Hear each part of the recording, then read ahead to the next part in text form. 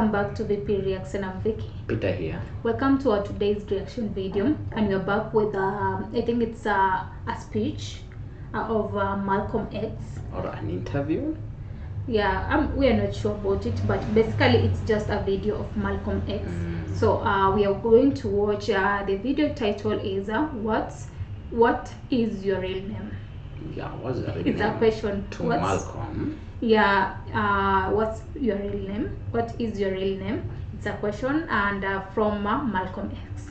Yeah. But this was courtesy of Trey. Thank you so much, Trey, for this. Thank you for your support as well. So as usual, guys, please welcome and jump with us to the end. Exactly, guys. Don't forget, this is what we bring to you each and every day: good vibes, good music, and subscribe, request any of your video, song, band of your choice. Do that request via our support links. We have a Buy Me Coffee link, or even join our Patreon community. We'll be so thankful for that.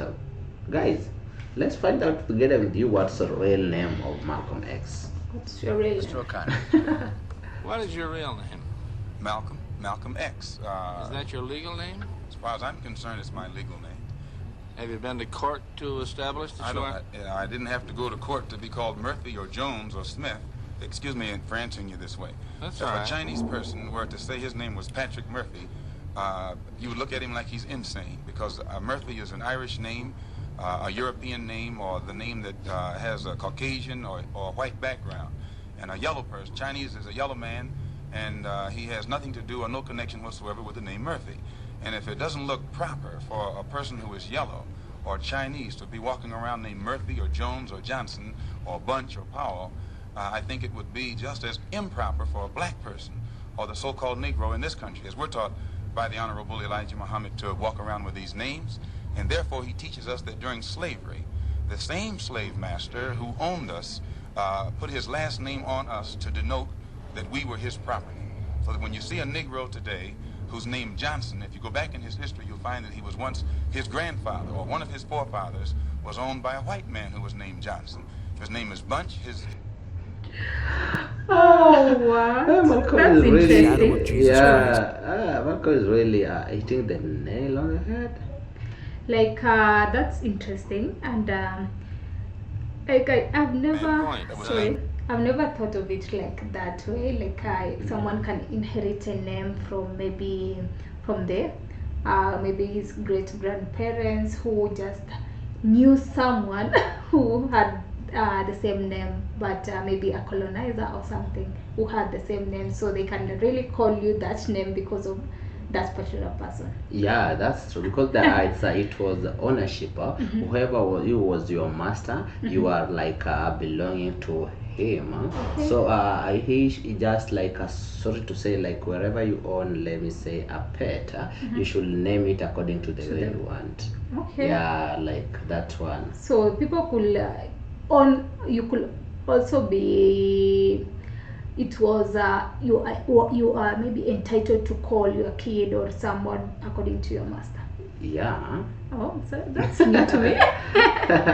You remember, sorry, you are not just calling him according, because the master, when you are being taken, the master is entitled to change your identity to belong to him, because you are changing ownership. It's like adopting a kid. When you adopt him, you give him the surname. Yeah, the surname to you. So it's like you are his belongings. You're getting that. So whenever say like I take you, I give you the name Peter, so to get a child, you just give him your second name. That's Peter. That's how it went. Would you mind telling me what your father's last name was? My father didn't know his last name. Oh. My father got his last name from his grandfather, and his grandfather got it from his grandfather, who got it from the slave master. The real names of our people were destroyed during slavery. Was there any line, any point in This the guy. genealogy of your family when you did have to use the last name, and if so, what was it? The last name of my forefathers was taken from them when they were brought to America and made slaves. And then the name of the slave master was given, which we refused. We reject that name today. You mean you won't even tell me what your father's supposed last name was, or gifted last name was? I never acknowledge it whatsoever. Let me ask you about the status of Elijah Muhammad. He's First really of all, tough. is he ill? I spoke to him today. He's in better health than he has been. He's suffering from asthmatic bronchitis. Is that why he didn't attend your rally on last Tuesday? The only reason that he didn't attend was his ill condition, and the weather here, especially on that particular day, was of such nature that it would have been almost insane for him to come. Well, now, did you hold that meeting last Tuesday because it coincided with the general election, the primary election? I think if you study the history of Mr. Muhammad's work and religious work in this country, we've had our convention on February the 26th every year for, I think, the past 33 years. Well, now, while you don't care to discuss your former name or the name that the slave master gave to your antecedents, it is a matter of record that Muhammad's last name was Poole, Elijah Poole. No, that's the name that his slave master gave to his grandfather or great-grandfather, but that's not his name. Well, his mother and father thought when they called him Elijah Poole that that was his name. They didn't know any better. Well, if they didn't know any better or not, they thought that was his name. Yes, sir, but sir... Well, what I'm trying to find out is when did he cease to be Elijah Poole and get to be Elijah Muhammad? In 1931, I think it was, in Detroit, he was taught the true history of our people and made aware at that time that he was wearing an English name, and by not being an Englishman, he looked out of place. And his teacher gave him the name that he's wearing today, Muhammad, Elijah Muhammad. All right, now when did he become what he purports to be in your literature, the son of Allah? I've never heard the Honorable Elijah Muhammad referred to as the son of Allah. The prophet of Allah. I've never heard him referred to as the prophet of Allah. What do you refer to him Messenger as? of Allah. All right, the messenger of Allah. That's creative. Oh. He says that a prophet is somebody who predicts the future, and he's not predicting the future, whereas a messenger is someone who carries a message that has been given to him by one who authors that message. Why, now who gave him the message? Wow, I love that point. Yeah. A prophet is someone who prophesies the future, but he apparently doesn't prophesy the future. So He is got a a messenger. special message Yeah, that is because passing. he passes a message. Oh. Yeah, and we are Christian here, though we have some friends who are Muslims. Are these the same Muhammad that they are talking about? Who? The original, there is a original Muhammad, like the interviewer is asking. He's I think they say he's a son of Allah. Yeah, is it the guy? Tell me on the comment section. Is it the same that is being even recognized up to now? I'm not sure. Yeah, tell us that. I'm not sure. Maybe you guys can tell us better. Yeah, is it the same that whom Malcolm X met, or were they were all fighting for the? I think he was among people who, when Malcolm joined, there was a time Malcolm joined that Muslim community. Yeah, there's a video that he was living there. Yeah, he was initially there, then he left because of the purpose of the group. He felt that it is not the same purpose he wanted. Yeah. So I feel like maybe Malcolm was in that particular community or group he had joined. Yeah, so guys, up to now, I think the Muslim here have that are praised for Muhammad. Is it the same Muhammad? I don't know. Yeah, tell us, guys. I'm not quite sure, but I think Muhammad was also among those because we also listened to one of his speech. Muhammad, I think he was one of the activists. Is it activist? Was Malcolm X activist? He was one of. Okay. Yeah. Let me just call them activists. Yeah, he was one of them. Let's continue. Yeah. To whom is it supposed to be delivered? Master W.F. Muhammad, the one who taught him, is the author of the message. He gave it to the there is a master, the author of the message, Muhammad now.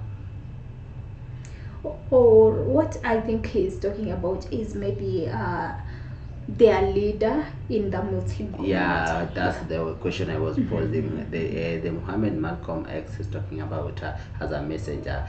Is it the same, their leader Muhammad in the Quran? Elijah Muhammad, which makes him the messenger. And he's to deliver that message of truth and righteousness to the 20 million American so-called Negroes, which means he's to teach us the truth, which will awaken us, and then show us how to live a life of righteousness, which will automatically qualify us for recognition as human beings by all other righteous human beings here on this earth. Well, now, one other question. With reference to what Mr. Hurlbut asked you a little bit ago, you took a very moderate position of wanting independence without having any hatred for the whites. Do I understand that correctly? Hatred is not involved in it whatsoever. Well, I recall in a recent plane crash, 2 or 3 years ago, or less than that, a charter flight on Air France in which a group of people from Atlanta, Georgia, were, as they say in the business, as they took off from Orly Field. And you were quoted at that time as expressing great gratification that this tragedy had occurred. Do you recall that? I recall it. What did you say? Do you remember? The press misinterpreted it and misrepresented it. What did you say? They said that it was made at a Muslim meeting. It wasn't. It was made at a rally of Negroes, Baptist, Methodist, Catholic, and otherwise in Los Angeles, who were rallying to protest the brutal shooting of 7 unarmed Negroes and what did you by say? heavily armed white policemen in the city of Los Angeles. And because we are a people who have been taught by the Honorable Elijah Muhammad to never carry weapons of any kind, but to get on God's side and rely on God to fight our battles for us, at the time that these brothers were shot down so brutally, I pointed out at the funeral of the brother who died that God would step in and take a hand in giving us some form of justice for the brutal killing of our brother. And when the plane crashed in France, I pointed out to the crowd at this rally that this was an act of God showing his wrath or complete resentment over the brutal form of injustice that had been inflicted upon our poor unarmed brothers. Were you saying that, or do you believe that? At that time, Dr. Billy Graham was in a crusade in Chicago, and the press, your papers here in this city, quoted Billy Graham of also saying that plane crash was an act of God.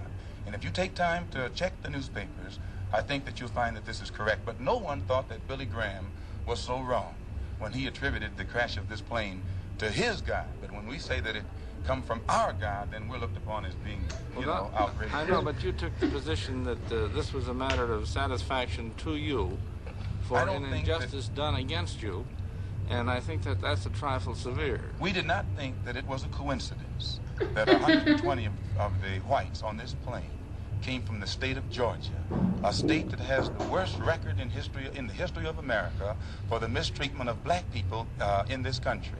Worse than Mississippi? They maybe are a little less, Mississippi is a little less hypocritical today than Georgia, but both of them are still practicing the same thing. Now the whites in Georgia bite Negroes with a smile, whereas they used to bite them with a growl. But they're still being bitten, and we don't think that it is any worse to be bitten with a smile than it is to be bitten with a growl. Mr. Calvert. While we're on the subject of Mississippi, what is your organization's position of what happened in Mississippi in the past 6 months? Such as what? Such as the James Meredith incident and the enrollment of him in the university. Well, the Honorable Elijah Muhammad wants justice for every one of the 20 million so-called Negroes, and to just take one Negro and stick him in college with the aid of 15,000 troops, and at a cost of $6,000, is a disgrace. It's a waste of taxpayers' money. It's a farce. It's hypocrisy.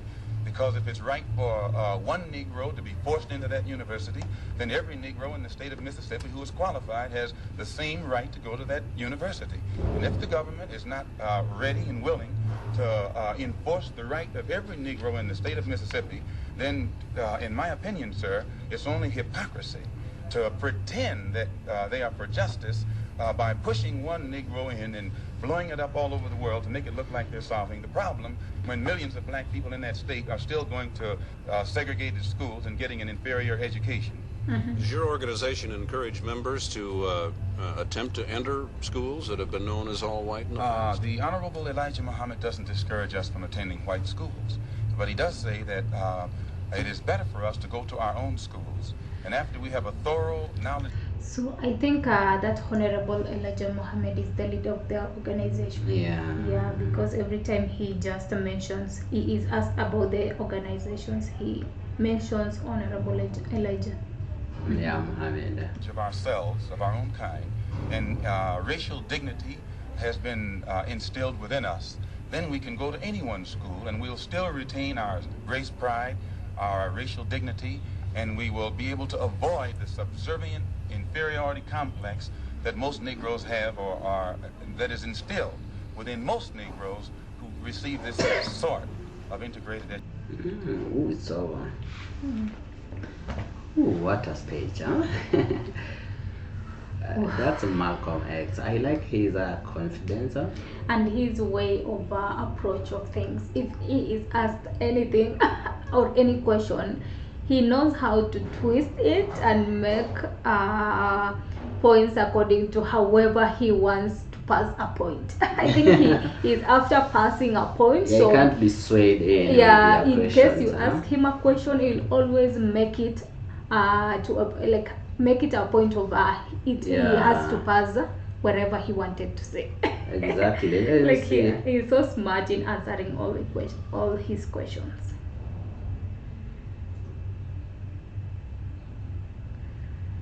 I want to know when, in the period of time when Malcolm X was doing his activism, you say it's Malcolm X activism was from 1950s to early 60s. Okay. Quick timeline on the major activities. 1940s while in prison. He was in prison. Oh, so he was in prison, and again after that he educated himself and joined the Nation of Islam, the NOI. That organization. Yeah. In 1952 to 63, he became the Minister of National Spokesperson to the Nation of Islam. Oh, he promoted Black Pride. Gained national attention on his speeches and debates of racial injustice. I think he was really good in the debates. Yeah. He was assassinated in the 21st of February 1965. Oh, so even he's just from like 13 years of activism. A little period of time. Yeah, so the main period activism was roughly 1952 to 65. That's 13 years.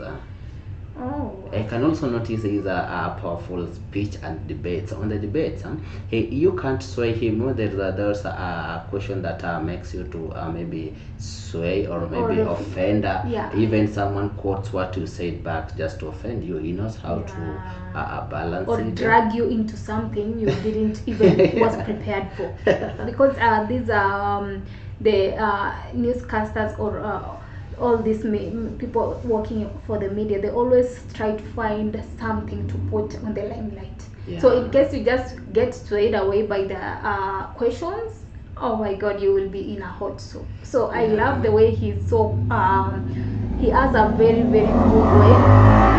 Sorry guys, he has a very good way of really answering his own the way he wants. By the way, but he's a good spokesperson, as I say. He's a good speaker, he's a good leader, and he could be a good leader if God forbid he could just live long. He was really fighting for the rights of those who felt they were so inferior they couldn't speak for themselves. At least they had him to speak for their own but basically he made a very good he laid a very good foundation for even the freedom that we have today. Now. The perspective people take each other right now is always in a good way compared to back then in the 50s, maybe in the 40s. They were really maybe going through a lot because of the racism and all that. But in today's society, everything is at least settled. By the way, and just to say, he also said that the Chinese are yellow. Really? Are they yellow or white? For us, but for us guys here in Africa, we don't know the differences. By the just way, a brown skin guy is just a white. No, we have a brown skin or light skin, and we have white. Like for us, that's we don't consider it like as their racial, like white, yellow, or water. As long as it's a guy from outside Africa is a white for us. Oh, for you. For us, do you know the difference? For me, you know a Scottish guy or not in depending to the. I just know there is maybe white, and then there is a brown skin, maybe light skin, and then the dark. For us, the black people. Oh, what I'm saying is just you can't distinguish them from their color on their where the geographical position. No, you can't. That you they, can't. But I saw Malcolm Khan. He said there is a yellow there. Okay, but wow, this was really great. I really learned the names according to how people are named. That was really new to me. I didn't imagine that people used to got name because of them, maybe their masters or something. Yeah. When you are being taken from your Africa to the your master, he had to change you the name. Oh, Yeah. okay. Remember, we have someone. Don't let me not use Peter. I have the second name that when you give it to someone who is new, it will take a lot of time maybe to remember to call. Even you will feel so maybe left out because like you've gotten used to your name, maybe you're proud of it, but now you're given a name, maybe you didn't want it because you don't have to choose it. You are like, this will be your name from today, so you don't have to choose it.